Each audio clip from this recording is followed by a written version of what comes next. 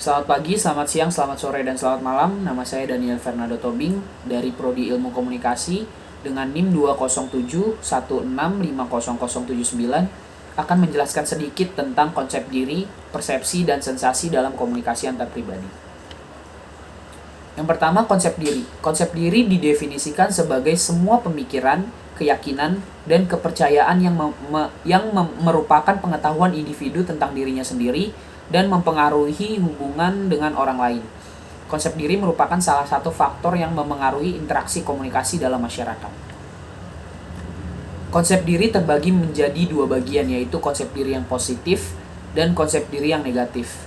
Menurut William D. Brooks dan Philip Emmert, konsep diri negatif memiliki beberapa tanda. Salah satunya adalah seorang yang memiliki konsep diri yang negatif cenderung merasa tersinggung atau marah ketika dikritik. Sedangkan konsep diri yang positif ditandai dengan kemampuan seseorang ketika menghadapi masalah. Seorang yang memiliki konsep diri positif cenderung dapat menyelesaikan masalahnya sendiri. Kedua konsep tersebut berkorelasi dengan komunikasi antar pribadi. Konsep diri pada dasarnya adalah persepsi terhadap diri kita sendiri. Dalam mempersepsi diri, kita harus menempatkan diri kita sebagai subjek sekaligus sebagai objek yang ditanggapi. Nah, secara sederhana,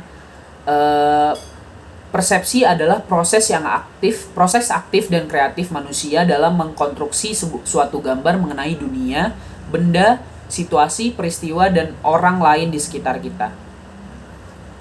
Nah, persepsi itu pada akhirnya akan membentuk konsepsi tertentu terhadap apa yang dipersepsi.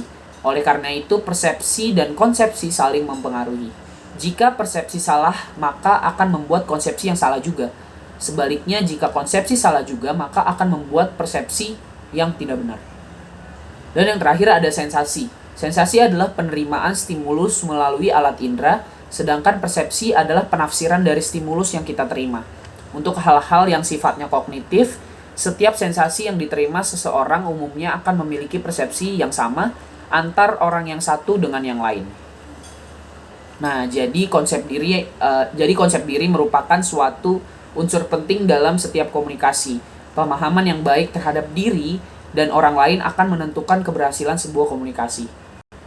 Kesimpulan sedikit yang bisa saya berikan adalah konsep diri yang berkualitas dalam komunikasi antar pribadi dapat menciptakan komunikasi yang baik antara satu dengan yang lain. Sekian penjelasan sedikit tentang konsep diri, persepsi, dan sensasi dalam komunikasi antar pribadi. Kurang lebihnya mohon maaf. Terima kasih.